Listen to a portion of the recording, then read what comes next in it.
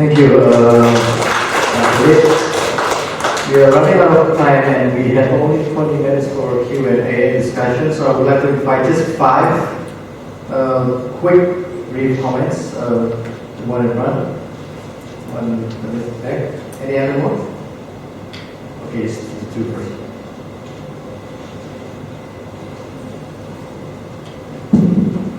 Selamat sore, nama saya Erik, saya dari kantor staf Presiden. Saya punya pertanyaan untuk Ibu Suraya. Our government is very concerned about the environment, and we understand that the RED Plus program is no longer under the presidential office, which was to be UKP 4. So, in your opinion, what is it that we can do to improve the situation to be better?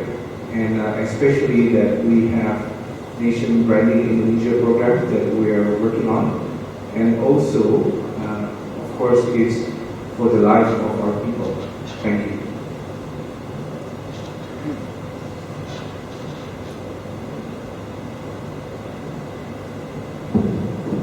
Terima kasih.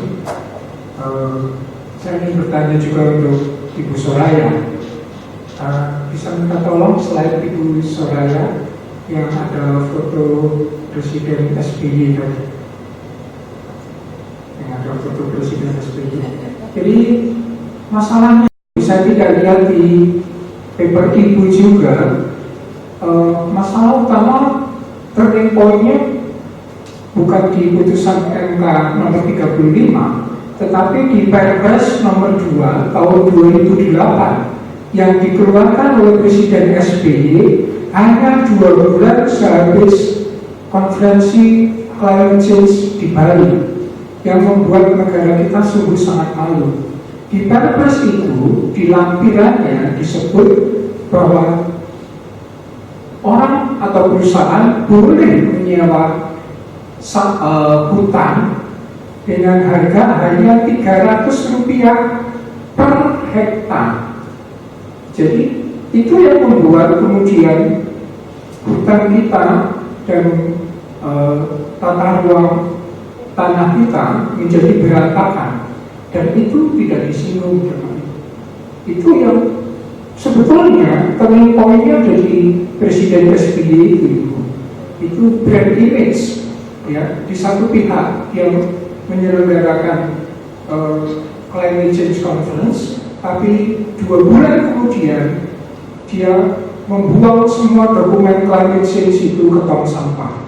Terima kasih. Any other questions or comments?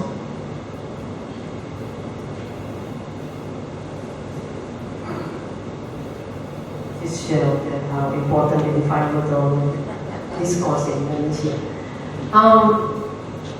Yang kedua dulu yang agak bisa saya jawab ya. Jadi my paper is not about environment itself. Jadi ini bukan tentang kegagalan satu proyek,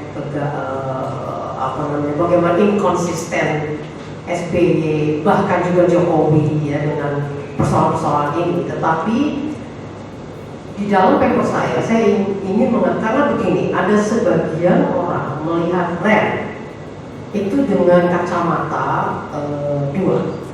Kacamata pertama adalah kacamata civil society yang melihat RED is a form of land grabbing.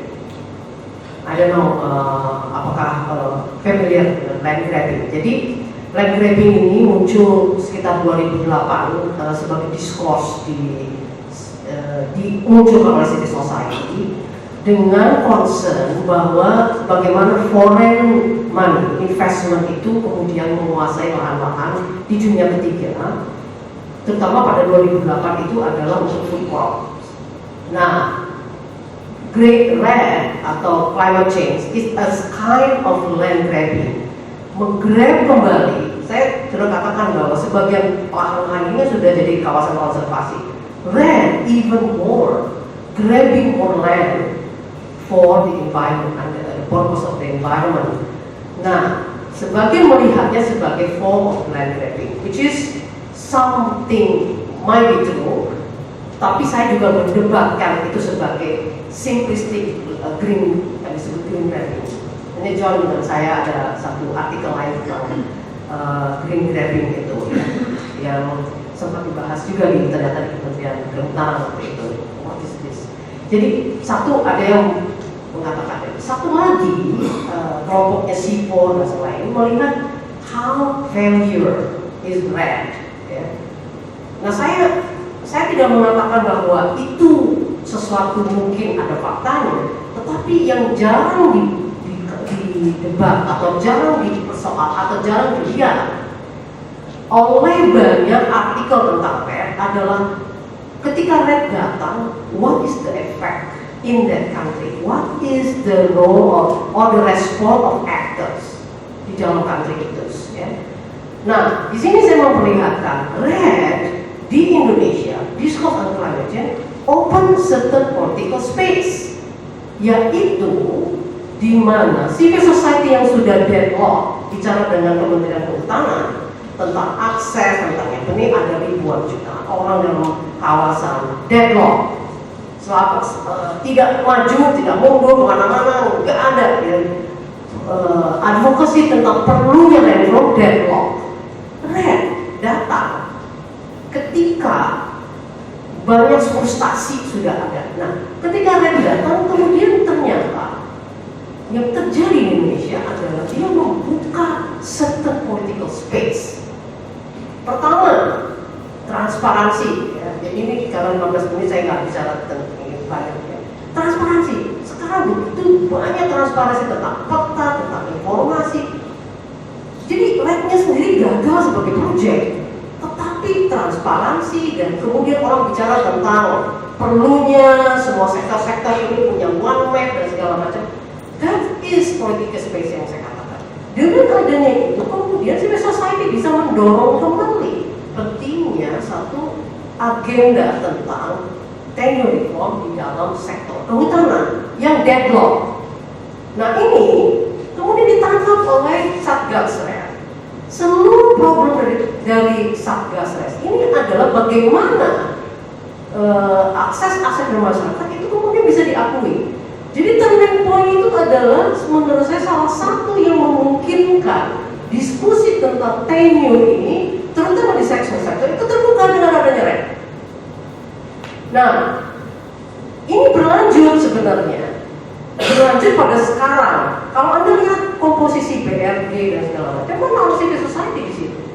Jadi ini adalah hasil dari sebuah perjuangan panjang di mana red discourse red membuka kesempatan itu. Jadi itu yang sebenarnya intinya. Jadi kalau memang ada backlash, ada inkonsisten, betul sepakat. Moratorium itu banyak gagalnya. Tidak kemudian hasil moratorium itu tidak memberikan sumbangan pada 26%. Ya, sepakat saya. But I'm not focusing on that. Saya focusing on the what is political space open up. Discourse yang apa yang kemudian terbuka di dalam political dialogue antara civil society dengan pemerintah dengan mendorong adanya pentingnya sebuah land tenure reform di dalam sebuah sektor. Itu sebenarnya inti yang saya pengen lihat, yang jarang sekali dilihat, terutama oleh pengkaji red di luar, termasuk sebagian civil society juga. Ya, jadi banyak juga yang mengkritik red sebagai form of neoliberalism, bla bla bla. Yes, I agree. But this is the importance of red in Indonesia, which is the open up of political space untuk mendialogkan itu. Ya, jadi satu. Nah yang kedua itu pertanyaan yang pertama dari kantor staf, kantor staf presidenan ya kayak gini, betul ya. Saya juga namanya Pak berfungsi dan kawan-kawan di sana ya. Begini, menurut saya kita jadi begini, red salah satu problem ya di dalam yang namanya melakukan reducing emission itu adalah bagaimana sebagai society ini punya konsensus. Dan semua konsensus itu tidak bisa berjalan kalau kemudian tidak ada proses. Nah, waktu itu kenapa BPRED begitu diharapkan? terus terang kalau sekarang sudah agak beda nih Pak Jokowi ya, karena kemudian implikasi dari apa yang terjadi pada zaman SBY itu adalah penetrasi civil society di dalam program-program pemerintah luar biasa besar. Ya. Kementerian Ketenagakerjaan itu banyak sekali yang kemudian melahirkan pertama kali Indonesia punya namanya Dirjen Sosial Forestry. Bayangkan puluhan tahun tidak ada proyek serius di dalam kementerian tentang masyarakat, tentang konflik, nggak ada. Ya. Dan baru kali ini kita akui pada zaman Jokowi itu ada. Tetapi ini problem cukup rumit karena banyak dari persoalan tanah ini adalah persoalan rebutan-rebutan dari elit. Ya. Sehingga misalnya one map itu banyak sekali harapan terhadap dia. Sekarang problemnya bagaimana? Etos-etosnya duduk. Akhirnya memang kemudian politik yang bekerja di sini. Nah itu saya tidak tahu jawabannya seperti apa. Sekarang ini mandek semua. Sosial politik juga mandek. Karena problem itu, problem tidak ada konsensus dan kekuatan yang enforce. Saya pikir memang ini nggak bisa Pak Jokowi harus masuk di sini. Karena ini politikal sekali. Nah, yang kita bingung sebenarnya dengan Pak Jokowi di satu sisi memberikan ini, tapi di satu sisi juga membiarkan infrastruktur dan segala macam seolah nggak ada persoalan di sana. So saya melihat harusnya bagaimana ini program politik, ini political will dan political choice memang. Dan bagaimana ini memaksa sektor-sektor yang ada yang terkait dengan tanah ini tuh bisa duduk. Buat polisi kan sebenarnya itu. Nah, jadi kalau itu bisa secara political diproses, dan unfortunately ini memang nggak bisa menteri dan ini presiden memberikan keputusan itu dan transparan. Jadi ada dialog yang terus berjalan. Yang pertama yang menjadi persoalan buat saya adalah di mana dialog itu kita lakukan. Dialog di mana semua orang secara terbuka biar kita gebrak-gebrakan segala macam, tapi clear, transparan. Transparansi itu sebenarnya yang membuat kesempatan semua orang nggak bisa lagi bermain lipat. Nah, itu institusi yang membuat dialog menjadi transparan itu menurut saya lebih penting. Dan dari situlah baru kita sebenarnya bisa lihat berapa persen sih tanah yang harusnya untuk orang, berapa tanah untuk rakyat dan segala macam itu infrastruktur. Itu kan semua harus konsensus. Tapi bagaimana dialognya bisa terbuka begitu ya? Transparan gitu. Jadi rem tidak bisa jalan dalam konteks ketika politik tanah tidak dibereskan. Tidak bisa kita bicara tentang rem nggak bisa. Termasuk infrastruktur, pembangunan dan segala nggak bisa. Tanpa politik tanah itu dibereskan. Dan mau nggak mau ini role-nya Pak Jokowi. Terima kasih. Thank you, Bu Suraya. Any other question? Yes, please. Good afternoon. I'm Wira from Pelangi, Indonesia. Thank you very much.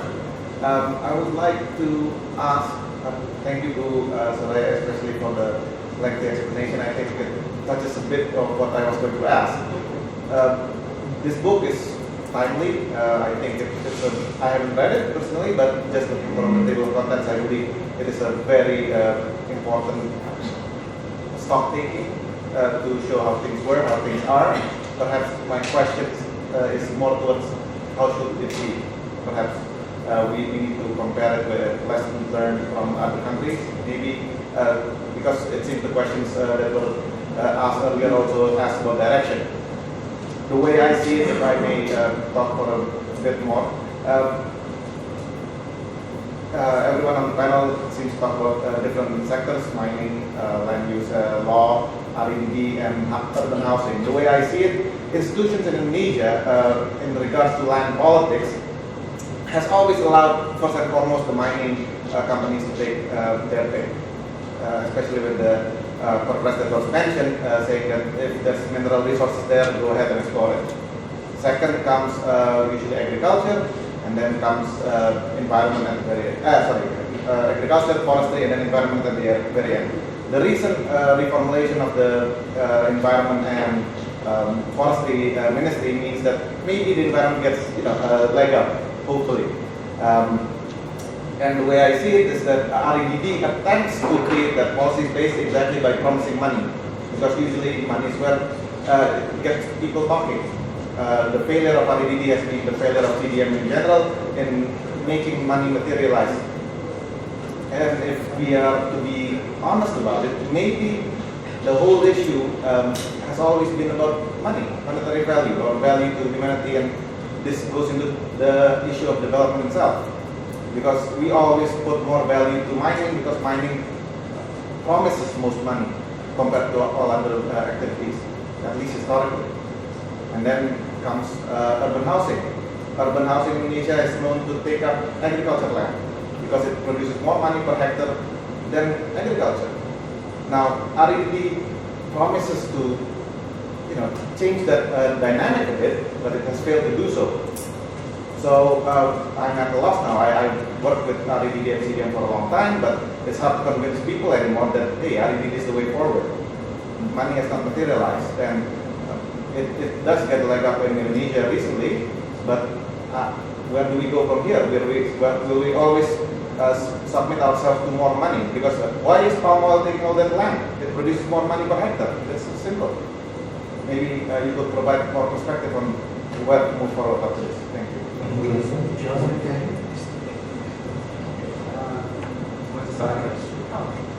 I'll just say about mining. It always, I think the issues about mining, I think, really do come down to government regulation. For example, the new mining law, for example, insists that companies have a mine closure plan, but it's really only with respect to the environment. It's not with respect to the society, which is always a big problem. You go and you create this big community, and then when the mine closes, you've got all these people left with their savings invested in houses that have no value and blah, blah, blah. But what I'm seeing in Southeast Sulawesi is that even with those provisions about environmental restitution, the big companies might be complying, like the Fale have a very big restitution project, but there's dozens of sites that have just been left by Chinese companies, especially that left after 2009, or there are other sites that are still being actively worked in these complex arrangements with small-scale miners, these Kamika arrangements, and they're just not rehabilitating the land. But it's, I did some work for Rio Tinto on a social baseline study in a mine that they then sold out of, but we did manage to get them thinking, unfortunately about this idea that the mining company should think about itself as one amongst a series of actors in a local community, because they all go on these days about they've got that social license to mine, community outrage, and they know that those things cost them money, that it's much better off if they can have a harmonious relationship with the community. It's worth money to them. So they were really interested in this idea of thinking about how, instead of just being blind to all the other activities, and taking productive sawa for a golf course, and Rio Tinto could say, I probably shouldn't mention, but they're no longer in this project, but they could see the logic that if they could put the money that they were putting into community development and the CSR money into assisting local cash crop farmers who are making buckets with their chocolate, no way they're going to be banging on the doors to be unskilled labourers in a mine, they could see the logic of that. And they were already doing that kind of preparation while they were still in the exploration phase. So, there are examples from Australia where, mines have done very good work with Indigenous communities, mines are often in remote communities where there's no other jobs. In Suraya, for example, the young people who come from there really want to go back and live there, a lot of them. They don't want to stay in Jakarta or Jogja or Bandung or something. So, creative ways of making spaces for them to go back there. So, I think a lot of it does come down to the government and the kind of will that the government has to, I think this came up earlier about when someone else has talked about, enforcing the regulations that exist. But Mining should be able to be a win-win situation when it's not just the short-term view, like you say, of who's getting the money for facilitating the license. But I mean, the KPK has been making good inroads into that. Also, I think, about like this, quite a few people, local party Moromani, is in deep trouble for, his shenanigans about mining licenses and so on. So, I take your point, but I also think, we always have to be optimistic and think about, ways that you can do things better. Because we all like mines. I mean, we wouldn't be sitting in this room with all our, we wouldn't have our computers, and I wouldn't be here off the, the A340 or whatever it was I flew on. You know what I mean? So it's not you can't, that's not a realistic solution unless we want to live in a completely different sort of world. You want to talk about that? I'll just try to keep it brief because I can see that people thought anything would be critical. People are fading a little bit. It's rather late in the day. I guess I wonder will we agree with you in the conclusion of many chapters of the book is that the political economy of so many natural resource sectors in Indonesia make it, not just Indonesia, I can show you that quote of other countries in Southeast Asia, make it very difficult to make progress in this area, and what you're pointing to is exactly that. But at the same time, what we show and what a lot of the chapters show is all these little small seedlings of hope all over the place. All these little policy initiatives and things that people are trying and to move things forward. And I think gradually, you can't see progress in 1 or 2 years, but over a longer period of time, I think you can gradually see lessons being learned. I mean, one of the problems I see for Indonesia actually is that the small farmers who are cultivating things that don't make a lot of money, or even if they could cultivate something like oil palm that does make a lot of money, the policy models don't often include them. There's very little assistance to helping people become more effective farmers. So for instance, corporations have very highly valuable forms of, very liquid forms of oil palm, but there are virtually very, very few programs to help smallholders grow the same sort of oil palm. So rather than thinking about, I think if you look at Indonesia compared to some of the other countries in the region, like Malaysia and Thailand, they've done a lot more to help poor farmers to get into more productive activities. I think that's something Indonesia could do a lot more on. And also to try and secure their land tenure at the same time. I think I agree with Kathy, if you could do that, then they wouldn't go off into the forest. So Indonesia could be maybe like Malaysia, really zone their national parks and actually protect them really effectively. And I think gradually over time, I'm hoping that will happen. If you're an optimistic move, you can see gradual, but Red, I kind of share your note of pessimism a little bit about REDD, because after watching it for so long, it hasn't really got anywhere. I hate to say it, but the story of forestry in Indonesia is not really a happy one. I'm sorry to say that. Okay, it's good to hear some optimistic people, John.